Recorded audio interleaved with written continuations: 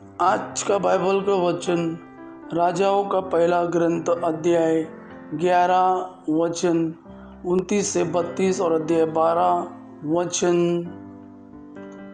19 और आज के सुसमाचार सन मार्कुस के अनुसार अध्याय 7 वचन 31 से 37।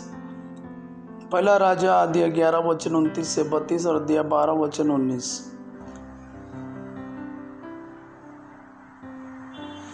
यरोबोआम किसी दिन यरूशलेम से निकलकर कहीं जा रहा था कि रास्ते में उसे शिलो का नबी अहिया मिला।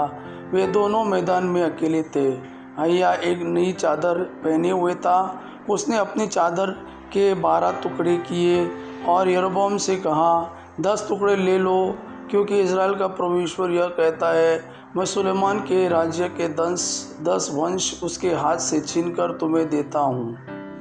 मेरे सेवक दाऊद और उस यरूशलेम के कारण जिसे मैंने इज़राइल के सब वंशों में से चुना था, वह एक ही वंश रख सकता है।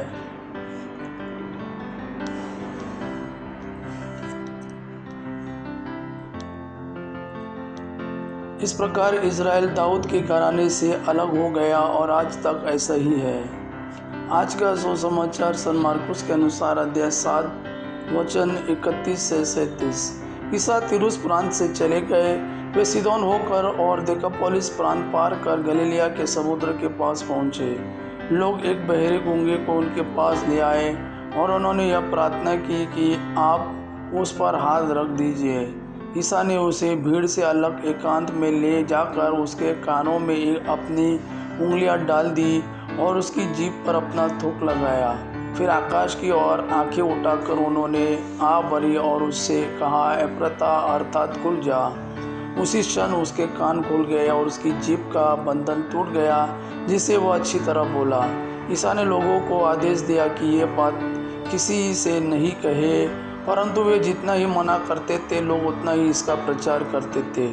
लोगों के आश्चर्य की सीमा न रही।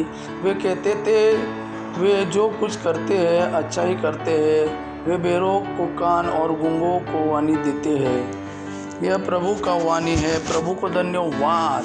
आबा पिता की महिमा और पुत्र यीशु का प्रेम आप पर सदा सर्वदा बना रहे। आमीन।